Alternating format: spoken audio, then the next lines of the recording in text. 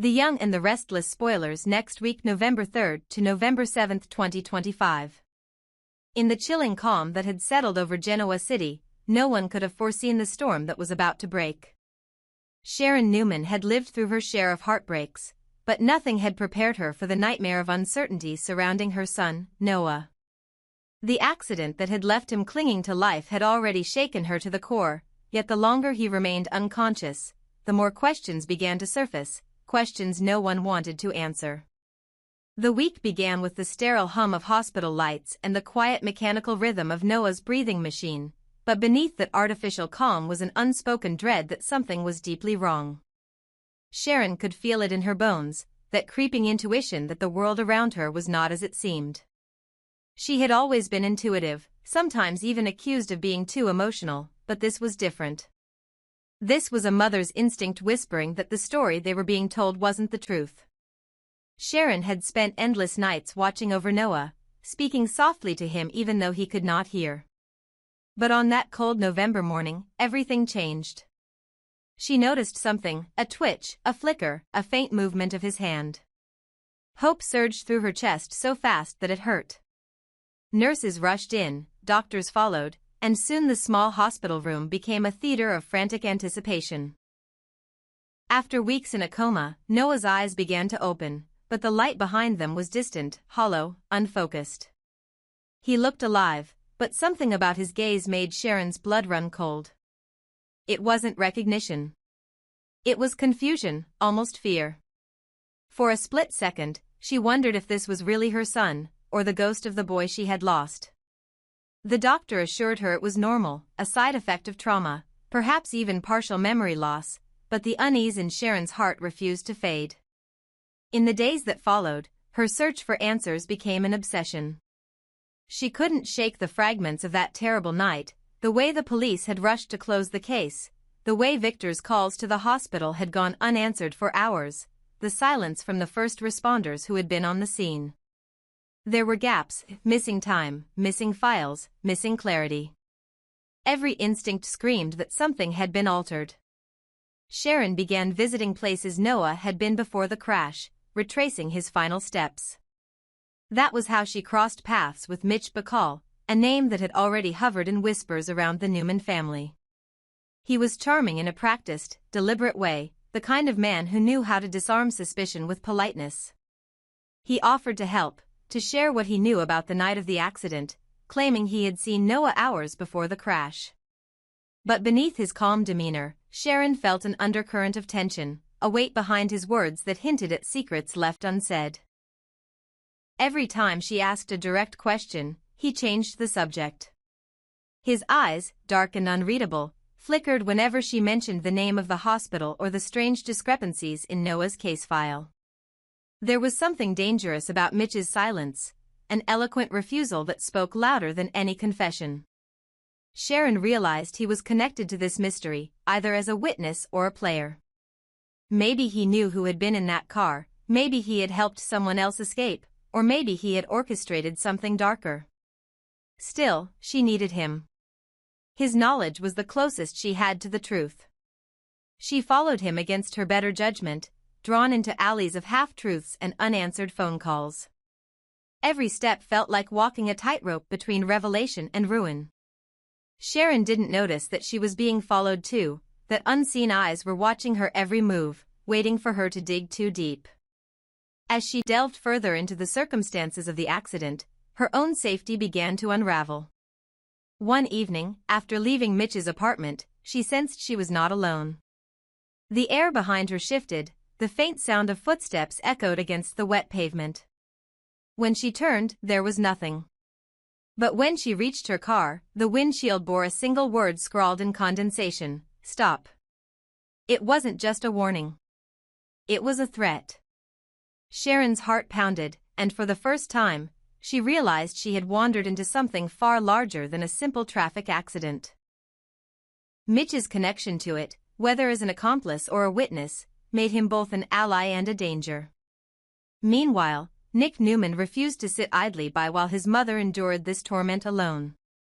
His instinct to protect her had always been unshakable, but this time, it came with the weight of guilt. He should have been there. He should have stopped Noah from leaving that night. He should have questioned why the police report didn't match the car's GPS records. When Sharon told him about Mitch, Nick's blood boiled. He knew that name, vaguely tied to the Bacall family, people who had long been entangled in shadowy business dealings across Los Angeles. If Mitch was involved, then Noah's accident was not an accident at all. It was a message. And if Sharon was in danger, Nick would not hesitate to cross every line to protect her. While Nick launched his own investigation, the air around Genoa City grew heavier with rumor.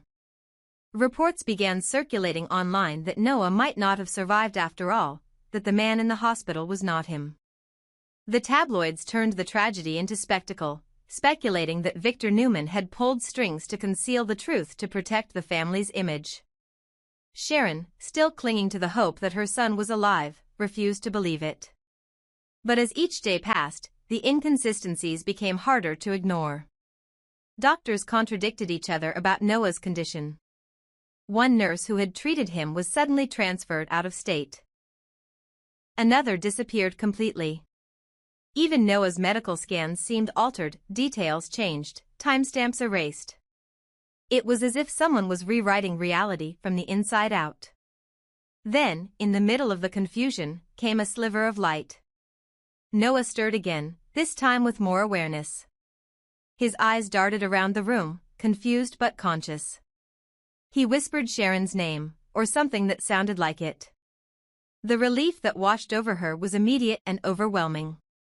But when she looked closer, she saw the flicker of disorientation still there, like a man waking up inside someone else's life.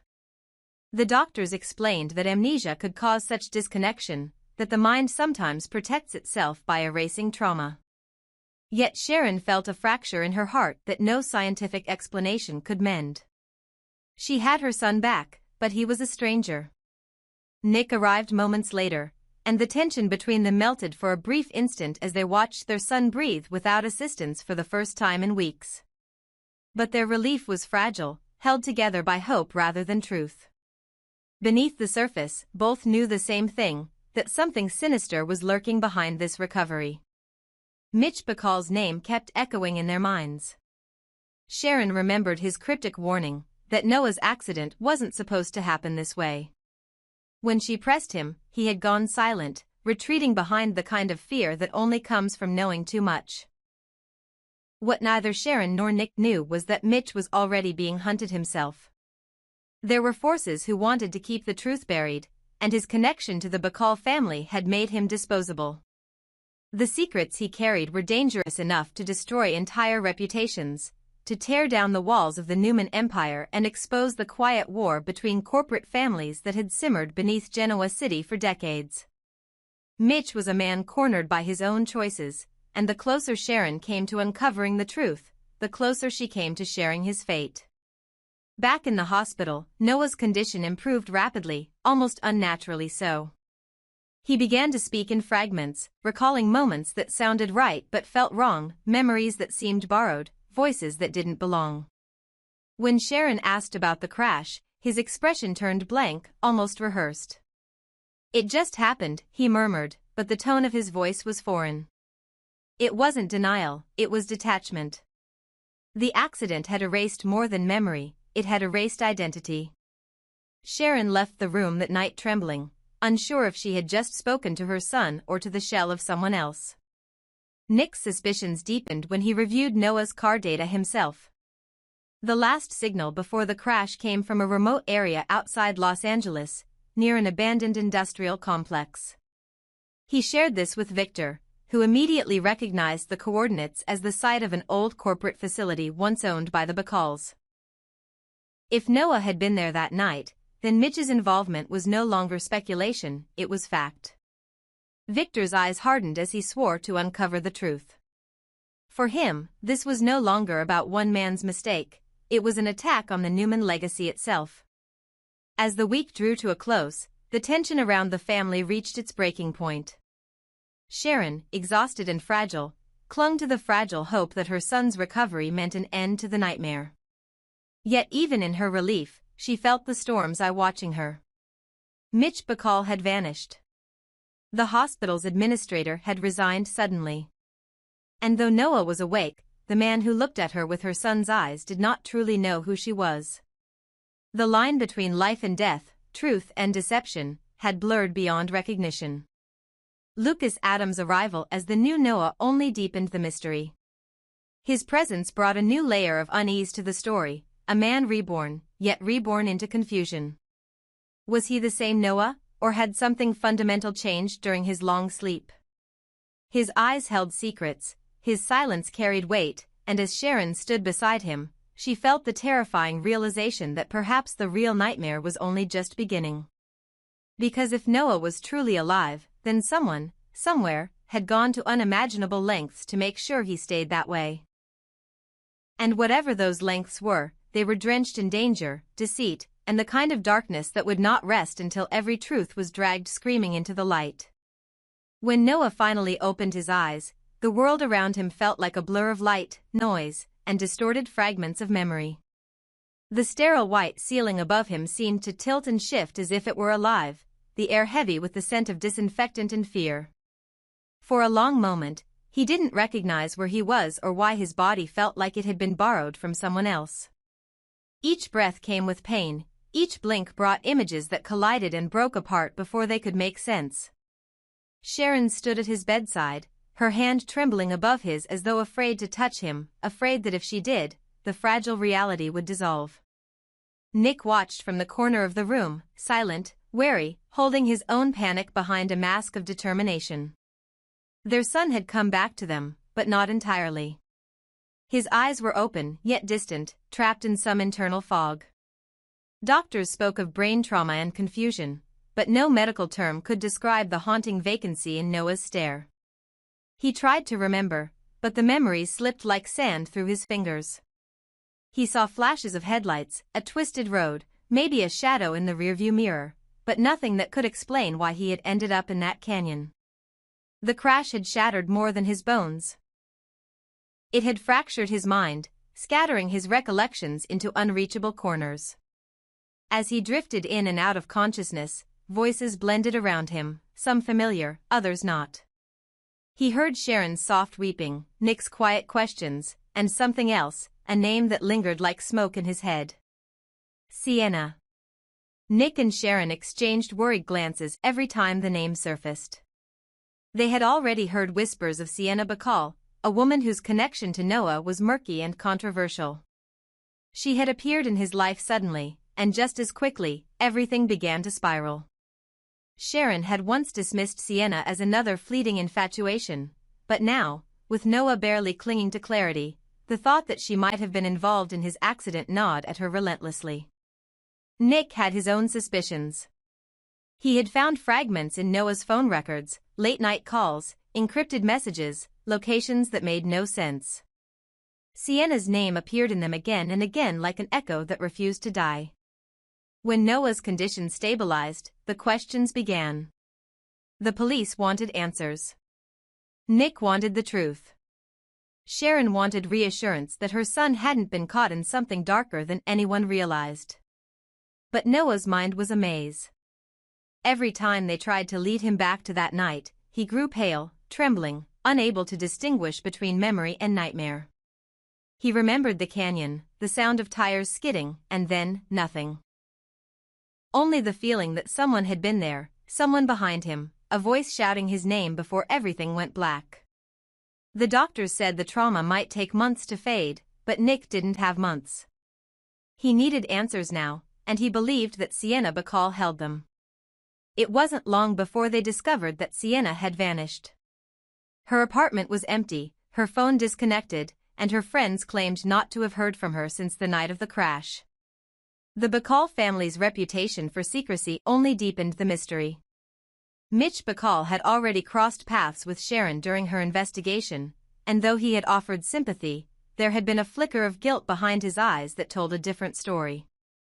Mitch was protecting someone, or something, and the name Sienna seemed to make him visibly tense.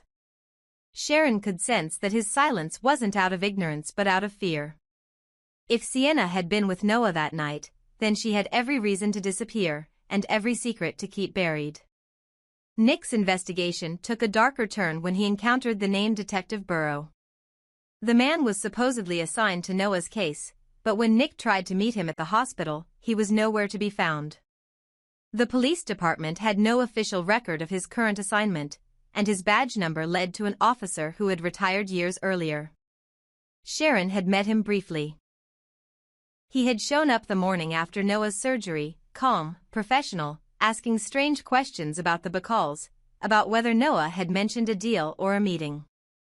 Then, as suddenly as he appeared, he was gone. His absence was explained away by the department as special reassignment, but Nick wasn't buying it.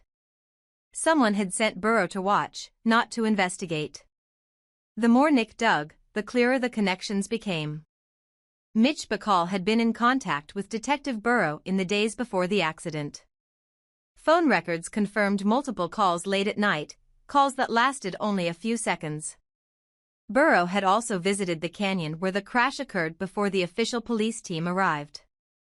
Witnesses recalled seeing a man matching his description standing by a dark vehicle with tinted windows, speaking into his phone. The implication was obvious: Burrow wasn't investigating the case, he was managing it. Whether he was a corrupt cop or a hired pretender, his allegiance lay elsewhere, and the Bacalls were at the center of it. Sharon's anxiety escalated as strange things began happening around her. One night, she returned home to find her front door slightly ajar. Inside, nothing was missing, but Noah's medical documents had been moved, and a single photo of him and Sienna had been placed on the kitchen counter. It was as if someone wanted her to see it, to remember that Sienna was part of this story whether she liked it or not. Sharon began feeling watched, her phone occasionally picking up static during calls, her car lights flickering at random. She told Nick, who immediately tightened security around her home, but both of them knew that protection meant nothing if the threat came from within the system itself. As Noah recovered, he began asking questions of his own. The fog in his mind lifted gradually, revealing fragments of conversations, faces, and fear. He remembered arguing with someone, a man's voice raised in anger, a flash of headlights, and the metallic taste of blood. He didn't know who had been behind the wheel when the crash happened, or why he had ended up in that canyon, but he remembered Sienna's voice telling him to keep quiet. That phrase haunted him, replaying in his mind like a curse. When he told Sharon and Nick, they exchanged a look that mixed heartbreak with horror. Someone had warned him not to speak, and that meant this wasn't just an accident, it was a cover-up. Meanwhile, across Genoa City, another storm brewed. Victoria Newman, caught in her own tangle of family tension, began probing into her daughter Claire's private life. Victoria's concern wasn't unfounded. Rumors had circulated that Claire was involved with Holden Novak, a man with connections to business interests that intersected dangerously close to the Bacall family. Victoria wanted clarity, not only as a mother but as a strategist. Every relationship within the Newman family carried weight, and she couldn't afford to let her daughter be manipulated. But Claire, fiercely independent and tired of being treated like a pawn, resisted. The moment Victoria mentioned Holden's name, the air between them turned sharp. Victoria's next move only worsened matters. Out of concern, or curiosity, she informed Kyle Abbott of Claire's whereabouts, thinking that perhaps his visit might bring perspective. But when Kyle showed up unannounced, Claire felt betrayed. The privacy she had fought so hard to protect was gone, and her mother had once again interfered in her choices. Yet, despite her anger, the reunion with Kyle stirred something she couldn't deny. Memories of their shared moments flooded back, bringing warmth she hadn't felt in months. Still, the shadow of Holden loomed. Claire couldn't ignore the magnetic pull she felt toward him, even as her instincts whispered that he was keeping secrets. His evasiveness about Sienna and the strange calls he received at night were red flags she chose, for now, to overlook. While personal lives tangled in secrecy and half-truths, the corporate battlefield in Genoa City was shifting. The Abbott family was regrouping, preparing to defend Jabot Cosmetics against the latest maneuver from Victor Newman. With the Newmans distracted by the chaos surrounding Noah, the Abbotts saw an opportunity to strike back in business, to reclaim ground long lost to Victor's ruthless tactics. Jack Abbott, calm but relentless, was already drafting a plan that would strike at the heart of Newman Enterprises. He knew that Victor's power had always relied on family unity, and right now, that unity was cracking. But even as the corporate war simmered, the deeper, darker game continued in silence. Detective Burrow's name resurfaced in an encrypted message intercepted by Victor's security team, a message referencing Project Mirror, a phrase that no one could explain.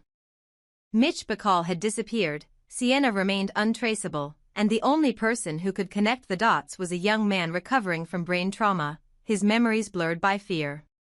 Noah was the key, whether he realized it or not, and as he sat in his hospital bed trying to remember who had called his name before the crash, he began to suspect something terrible. Maybe the person who had tried to kill him hadn't been a stranger at all.